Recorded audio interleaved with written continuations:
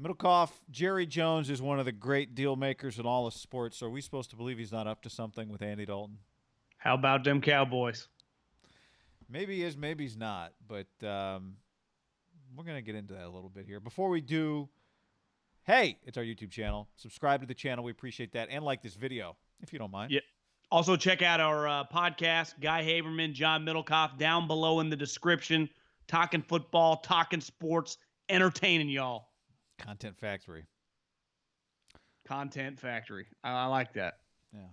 All right. The question is, do we have like some weird love triangle going on between Jerry Jones, the backyard Red Rocket, and the guy who seems like he's got a lot of money coming to him and a big contract one way or the other, tag, whatever it is? Or is this just normal structure? You have an opportunity, market inefficiency, you can get a really good insurance policy, backup quarterback for a reasonable price in Andy Dalton, and just sometimes that's what you do. What do you think?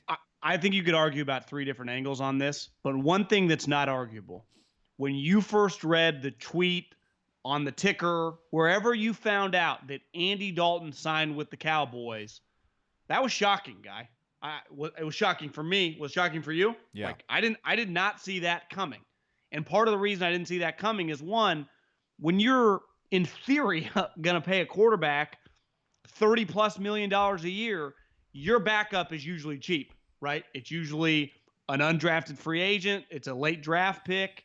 It's a guy like a Cooper Rush you've had on the roster for a little bit that doesn't pay much money. You don't pay a guy. Now, at first it said 7. You went, wow, they paid Marcus Mariota money. Then you realize they only guaranteed 3. But still, I mean, it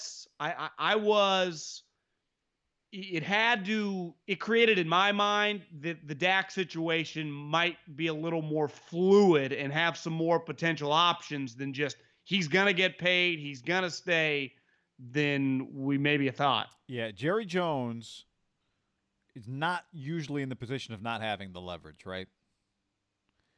And No. one thing we know is just when it comes to quarterback contracts, the teams don't have the leverage usually. If you really want to push it, then you can be Washington and Kirk Cousins. And then Jerry's pushed it to that level, because you'd say, Jerry, let's just use the last handful of years. They've taken care of their players. All the offensive linemen, Zeke, trading for Amari. While they let him get to free agency, they were going to take care of him. They've just taken care of a lot of guys. DeMarcus Lawrence. I know Byron Jones kind of was the odd man out, and it turns out he got so much money they would never have been able to match that type money, though they liked him. Yeah. They took care of Jalen Smith. The Dak deal, you're right, because the quarterbacks do have leverage. But does he really? Because this hit me the last, I would say, couple days. If they rescinded the franchise tag, trying to sign Dak to this over $100 million guaranteed, $30 to $4 million a year, who would pay Dak Prescott that money right now?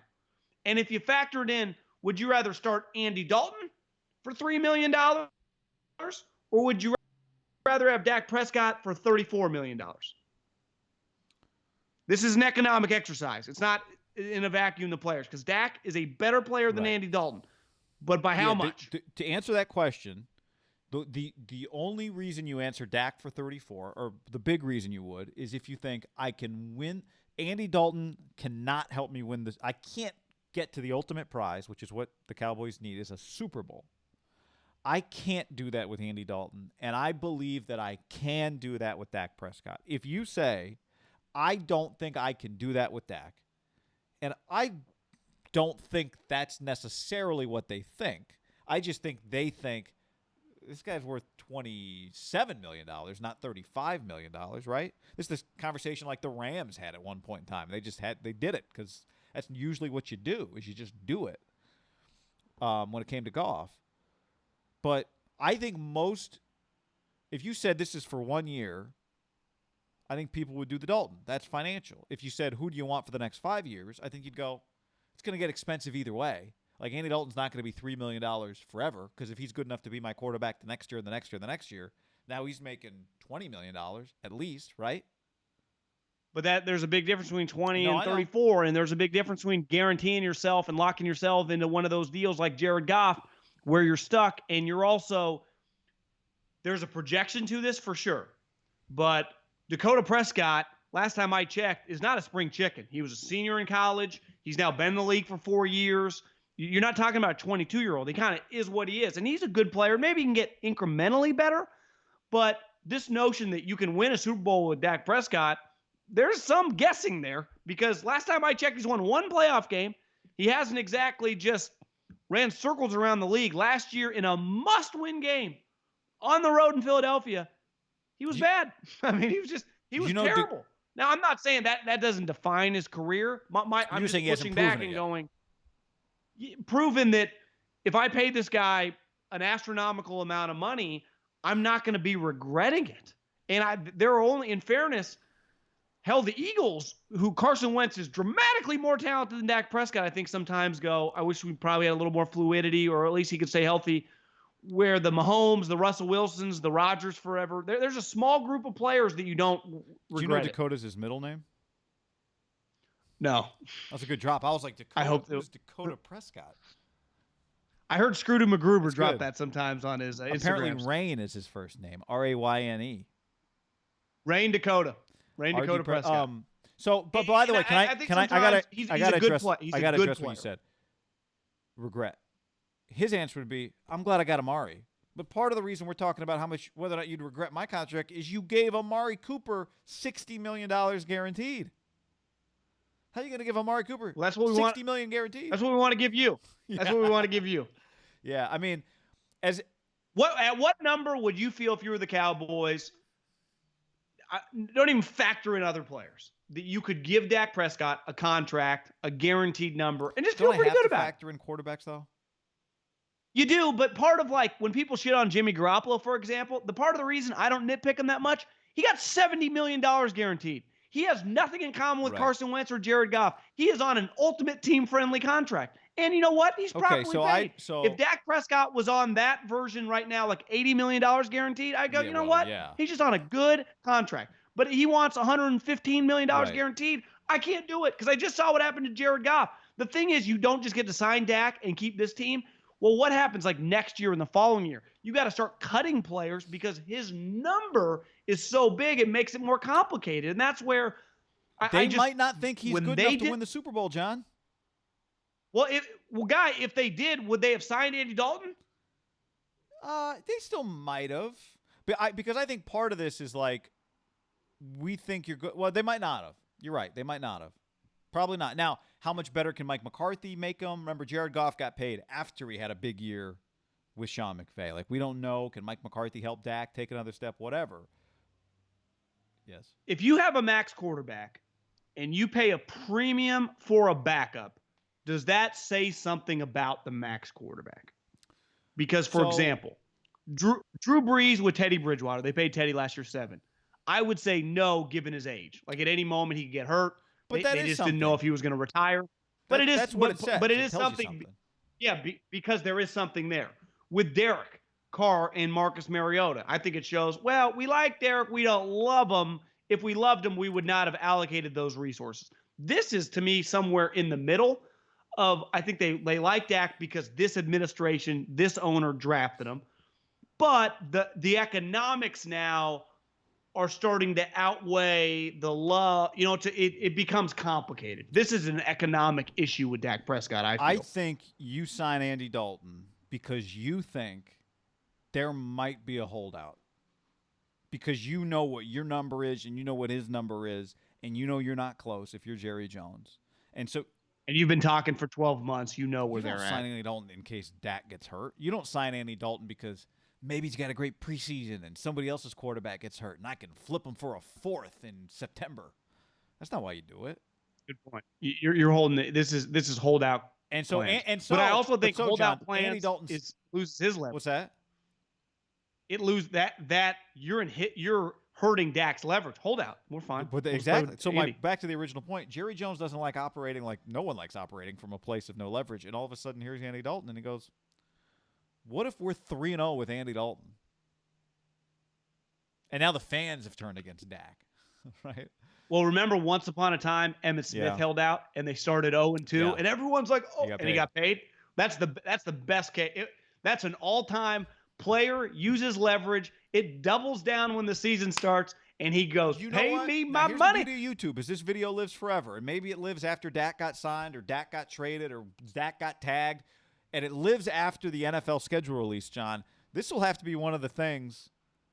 What's the Cowboys schedule look like early? Are they in a – because it could also help – it could backfire. You start 0-3 or you start 0-2, and Andy doesn't look any good, right? But would you look at their win-loss ability with Andy Dalton? And here's where I'd get back to. And Dak Prescott, is that different? Whether they open up at Philly or open up against the Bengals. I don't even know if they play the Bengals, but you know what I'm saying. Does it even matter? Well, it matters if they're 0-3 or 2-0. But I'm just saying, like, would you go, that might be a loss? Would you look at it any differently depending on who the quarterback is? But it's I don't not think the point. you would. The point is, it's just the circumstances change if you're losing games. Yeah, but I think they're going to be good. Well, okay. Regardless Well, if who they're they good, play, then they're it's going to work in their opportunity to favor. win. But if they're not, then it works against them. That's all I'm saying. If they're 0-2, then it hurts. With Andy Dalton. It hurts. If they're 0-2 with Andy Dalton, then it hurts Jerry Jones. If they're 2-0 or 3-0 with Andy Dalton, then it helps Jerry Jones. Because every win, you just 100%. move it back a week, move it back a week, move it back a week. But now you're getting to the point, like, is Dak Prescott prepared to miss Is Mike games? McCarthy going, you know what? We can do this. Next thing you know, Andy Dalton signs are we sure? Are we 2-year, $36 million extension in October. Are we sure Mike McCarthy likes Dak Prescott? Well, he said when he got the job. I mean, no, we're not sure about anything. He did say one of the reasons he likes this job is because of Dak, and that's understandable. Then like 2 days later, he told Jane Slater, "I haven't called them." You know, that was a little weird. But that is it's understandable if you value Dak Prescott as a quarterback. That's a reasonable thing to think. I think we could be pretty good with this guy. Like that's reasonable. I would say 99% of offensive coaches would watch him and like him, and then they go, "Well, we're going to pay him this. This is what's going to do to our team the next several years." Then I think the might change a little bit. You go, well, I think if we had a $20 million quarterback or I draft a guy in the next couple of years, I think there are just more avenues. If you're a new coach, you're not inheriting Russell Wilson, Patrick Mahomes, prime Aaron Rodgers here, right? You are getting a guy that he's solid, but he's not. When you're solid, that's not just all in, especially when you factor in how much you have to pay the player. And clearly, I'll give Dak credit on this one, they've drawn a pretty hard line. Like they haven't hey guys, we could have easily signed for $28 million a year and 97 guaranteed. And we said, no, we are on principle. And they said, okay, Andy Dalton, let's roll. If you told me Andy Dalton was their full-time starting quarterback in 2020, I think they can win 9 games. Yeah, but Jerry's not here to win 9 games. But are they going to win that many more with Dak Prescott? I think he's a better player, so I think they could win more games, yeah. If you had to do the win shares, is he worth a win and a half? Because I don't know. I just think your high end is higher, whatever it turns out to be. I just think your high end as a team is higher. I would tend to agree with you, but I think when you factor in the money, but how high? I don't know how much higher. I can't tell you right now. I think Dak Prescott can lead you to a Super Bowl. I don't know that. I think it's possible it becomes that, but I don't know that right now. All right, let us know what you think about this one in the comments below. Like the video. Forget about me spitting on myself. I missed that. When did that happen?